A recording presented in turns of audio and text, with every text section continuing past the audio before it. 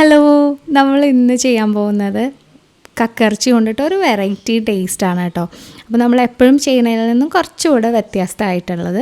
അപ്പോൾ അതിനൊക്കെ മുന്നേ ആയിട്ടൊരു കാര്യം പറഞ്ഞോട്ടെ, നമ്മുടെ അച്ചാറിൻ്റെയൊക്കെ സെയിൽസ് സ്റ്റാർട്ട് ചെയ്തിട്ടുണ്ട്. അപ്പോൾ പല വെറൈറ്റീസും ഉണ്ട്, ഫിഷും അതുപോലെ തന്നെ ചെമ്മീനും ഒക്കെ ഇപ്പോൾ അവൈലബിൾ ആണ്. അപ്പോൾ ആവശ്യക്കാരുണ്ട് എന്നുണ്ടെങ്കിൽ നമ്മളുടെ ഈ വീഡിയോ കാണിക്കുന്നതിൻ്റെ ഒപ്പം ഒരു ചെറിയൊരു വാട്സപ്പ് നമ്പർ കൊടുത്തിട്ടുണ്ട്. ആ ഒരു നമ്പറിലേക്ക് മെസ്സേജ് ചെയ്താൽ മതിയാവും. അല്ലാന്നുണ്ടെങ്കിൽ ഞാൻ ഈ വീഡിയോയുടെ താഴെ കമൻറ്റ് ബോക്സിൽ ഒരു ലിങ്ക് കൊടുത്തേക്കാം. അപ്പോൾ വാട്സപ്പിലേക്കുള്ള ഡയറക്റ്റ് എൻട്രി ആട്ടോ. അപ്പോൾ അതിലേക്കൊന്ന് മെസ്സേജ് ചെയ്താൽ മാത്രം മതി കേട്ടോ. അപ്പോൾ ഇത് ചെയ്തെടുക്കാൻ വേണ്ടിയിട്ട് ഞാനിവിടെ കക്കയിറച്ചിയൊക്കെ ഒന്ന് കഴുകി വൃത്തിയാക്കി വെച്ചിട്ടുണ്ട്. ഇനി നമുക്കിതൊന്ന് വേവിച്ചെടുക്കണം.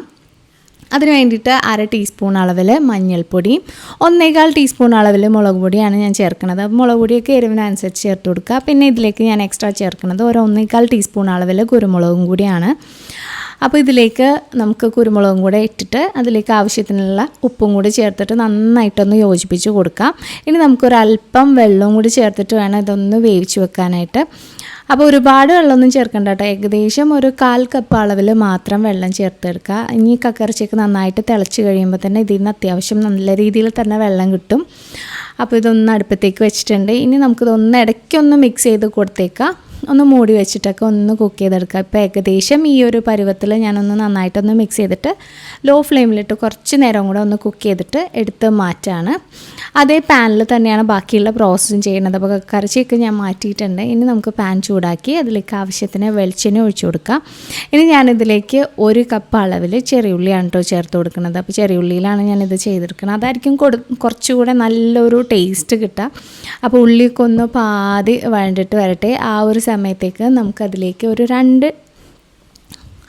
ടീസ്പൂൺ അളവിൽ വെളുത്തുള്ളി ചെറുതായിട്ട് അരിഞ്ഞത്, അതുപോലെ തന്നെ ഒരു 2-3 പച്ചമുളക് എരിവിന് ആവശ്യമായിട്ടുള്ളത് ചെറുതായിട്ട് അരിഞ്ഞത്, അതുപോലെ ചെറിയൊരു പീസ് ഇഞ്ചി, ഇത്രയും സാധനങ്ങളും ചേർത്ത് കൊടുത്തിട്ടുണ്ട്. അപ്പോൾ ഇതൊക്കെ ഇതിൻ്റെയൊക്കെ ആ ഒരു ടേസ്റ്റൊക്കെ ഒന്ന് മാറി ഒന്ന് വഴണ്ടിട്ട് വരണവരെ നന്നായിട്ടൊന്ന് വഴറ്റി കൊടുത്തേക്കാം.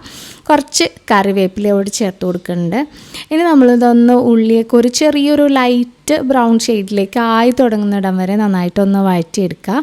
ഇപ്പോൾ ഏകദേശം ആ ഒരു കളറിലേക്ക് വന്നിട്ടുണ്ട്. അപ്പോൾ ഒരു 1/4 ടീസ്പൂൺ അളവിൽ മഞ്ഞൾപ്പൊടി, പിന്നെ ഒരു 3/4 ടീസ്പൂൺ അളവിൽ മുളക് പൊടിയാണ് ഞാൻ ചേർത്ത് കൊടുത്തേക്കുന്നത്. പിന്നെ ഇതിലേക്ക് ഏകദേശം ഒരു 3/4 ടീസ്പൂൺ അളവിൽ മല്ലിപ്പൊടിയും അതുപോലെ 1 ടീസ്പൂൺ അടുക്ക് കുരുമുളക് പൊടി ചേർക്കുന്നുണ്ട്. പിന്നെ ഒരു ചെറിയൊരു ഫ്ലേവറിന് വേണ്ടിയിട്ട് പെരിഞ്ചീരകം പൊടിച്ചത് ഏകദേശം 1/2 ടീസ്പൂൺ അളവിലാണ് കേട്ടോ. ഇതിൻ്റെയൊക്കെ കൂടെ ഏകദേശം ഒരു 1/2 കപ്പ് അളവിൽ തേങ്ങ ചിരകിയത് കൂടെ ഞാൻ ചേർത്ത് കൊടുക്കുന്നുണ്ട്. ഇനി തേങ്ങയൊക്കെ ഒന്ന് നന്നായിട്ട് ഒന്ന് വഴണ്ട് കിട്ടണം. അതിൽ ആ ഒരു നനവൊക്കെ ഒന്ന് പോയിട്ട് ഒന്ന് ഡ്രൈ ആയിട്ടൊന്ന് ചെറുതായിട്ടൊന്ന് മൊരിഞ്ഞ് വരണ ആ ഒരു രീതിയിൽ നന്നായിട്ടൊന്ന് വഴറ്റി കൊടുത്തേക്കാം. അതിലേക്ക് ആവശ്യത്തിനുള്ള ഉപ്പ് കൂടി ചേർത്തിട്ടുണ്ട്. ഇപ്പോൾ ഏകദേശം റെഡി ആയിട്ടുണ്ട്. ഇനി നമ്മൾ നേരത്തെ വേവിച്ച് മാറ്റി വെച്ചിട്ടുള്ള ആ കക്കയും കൂടെ ഇതിലേക്ക് ചേർത്ത് കൊടുത്തിട്ട് ഇനി ലോ ഫ്ലെയിമിലിട്ടിട്ട് ഇത് നന്നായിട്ട് ഒന്ന് മിക്സ് ചെയ്യുക. മിക്സ് ചെയ്തിട്ട് കുറച്ച് നേരം ഒന്ന് മൂടി വെച്ചിട്ട് ഏകദേശം ഒരു 5-6 മിനിറ്റ് ലോ ഫ്ലെയിമിലൊന്ന് കുക്ക് ചെയ്യുക. അപ്പോൾ ആ ഒരു നമ്മളുടെ തേങ്ങയുടെ കൂട്ടൊക്കെ ഈ കക്കയിലേക്ക് നന്നായിട്ട് പിടിച്ചിട്ട് നല്ല ഒരു ടേസ്റ്റായിട്ട് കിട്ടിക്കോളും. അപ്പോൾ അതുവരെ ഒന്ന് മൂടി വെച്ചിട്ട് ലോ ഫ്ലെയിമിൽ നന്നായിട്ടൊന്ന് മിക്സ് ചെയ്ത് കൂട്ടണേ. അപ്പോൾ അത് കഴിഞ്ഞിട്ട് ലോ ഫ്ലെയിമിലിട്ടിട്ട് കുറച്ച് നേരം ഒന്ന് കുക്ക് ചെയ്ത് കഴിഞ്ഞാൽ കറക്റ്റ് ആ ഒരു കളറൊക്കെ ഒന്ന് ചേഞ്ചായി ഒരു കുറച്ചുകൂടെ ഒരു ബ്രൗൺ കളറിലേക്ക് വന്നിട്ട് കറക്റ്റായിട്ട് കിട്ടും. അപ്പോൾ നമുക്ക് ഗ്യാസ് ഓഫ് ചെയ്തിട്ട് നേരെ തന്നെ സെർവിങ് ബൗളിലേക്ക് മാറ്റാം. അപ്പോൾ വളരെ ടേസ്റ്റി ആയിട്ടുള്ളൊരു ഡിഷാണ്.